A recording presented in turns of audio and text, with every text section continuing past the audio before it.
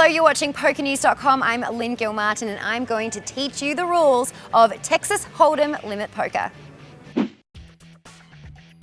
At the start of any Texas Hold'em poker game, the dealer shuffles a standard 52-card deck.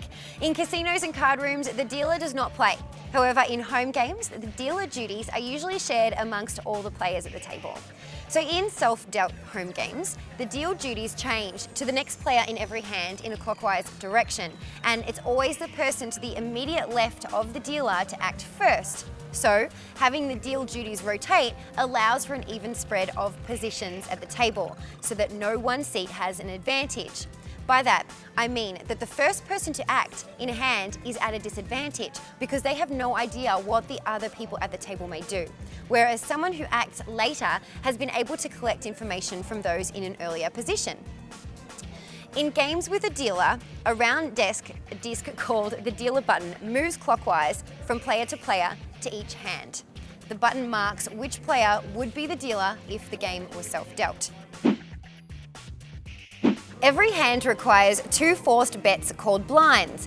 Games begin with the two players to the left of the dealer, who are in early position as I explained, putting a predetermined amount of money into the pot before any cards are dealt, which ensures that there is something to play for on every hand. Most often, the small blind, who is the player to the immediate left of the dealer, puts up half of the minimum bet, and then the player to their left, who is called the big blind, puts up the full minimum bet. In cash games, this amount is what determines the stakes. For example, when you see $2, $4 limit hold'em cash game, that means that on every single hand of the game, the blinds will be half of those amounts. So the small blind will be $1 and the big blind will be $2. The $2 and $4 determines the bet sizes, which I'll get to in just a minute. So this reinforces what I was referring to earlier with the rotating of positions, as it would be unfair for seats 1 and 2 to always post the blinds. So in the next hand, this dealer button will move along to this player, and then this player will be the small blind, and then this player will be the big blind. In tournaments, the same applies, but the only difference is that the amount is increased over time in order to ensure the elimination of players. This is why you may see a breakdown of levels for a tournament. That is what determines the minimum bet per level. Each player is dealt 2 cards face down. These are called the hole cards. Now you must protect these cards from being seen by any other player, so you need to check them very discreetly. The object of the game is to combine these 2 cards with the 5 cards which will eventually be laid out in front of the dealer, known as the board, to make the best poker hand at the table. So this hand may consist of 2 hole cards and 3 of the board, 1 hole card and 4 of the board, or very occasionally, neither of your hole cards and just the board. The first round of betting takes place immediately after the deal, with no cards yet on the board. The first player to act is the player to the left of the big blind, because these 2 players were initially forced to act. The first to act has 3 options: to call, raise, or fold. To call, the player places a bet that is equal to the big blind. To fold, the player pushes the cards face down towards the middle of the table, which constitutes the muck.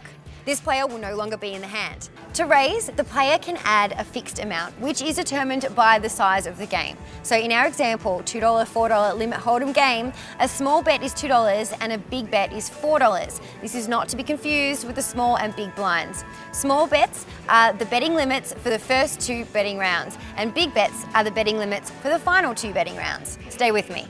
So in this case, these players have their forced bets of the small blind and the big blind out with $1 and $2. If this player likes his whole cards and wishes to raise, then he must raise by $4, making it a total bet of $6. If the next player then wants to raise, he could make it $10, and so on. All of the following players then have the same 3 options until all active players have put in the equal amount of chips.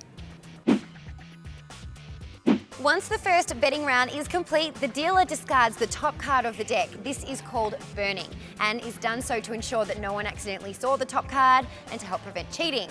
The dealer then places 3 cards face up on the table. These cards are called the flop.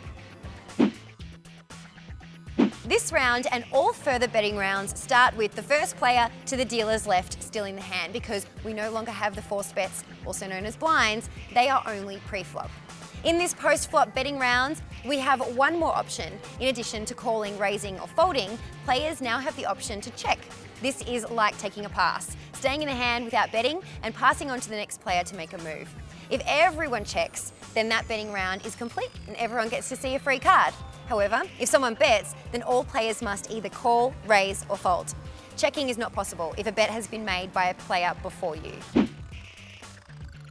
After the completion of the second betting round, a further card is burned and then the dealer adds the next card to the board. This is called the turn. Now, a third round of betting commences, once again starting with the player to the immediate left of the dealer.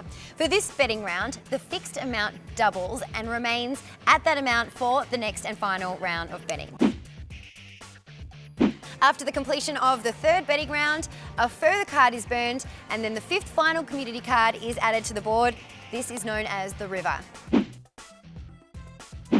The fourth and final round of bets now takes place with the same rules as all the previous rounds, and this is where the real excitement happens. Showdown, when the challenged player must reveal their cards and a winner is determined by who has the best hand. As I explained earlier, players can use 2 of their whole cards and 3 community cards, 1 of their whole cards with 4 community cards, or in the rare occasion, all 5 community cards, which in that scenario would usually end up as a chopped pot situation, where the two or more players involved have the same hand, so the split of the pot is even. Otherwise, may the best hand win.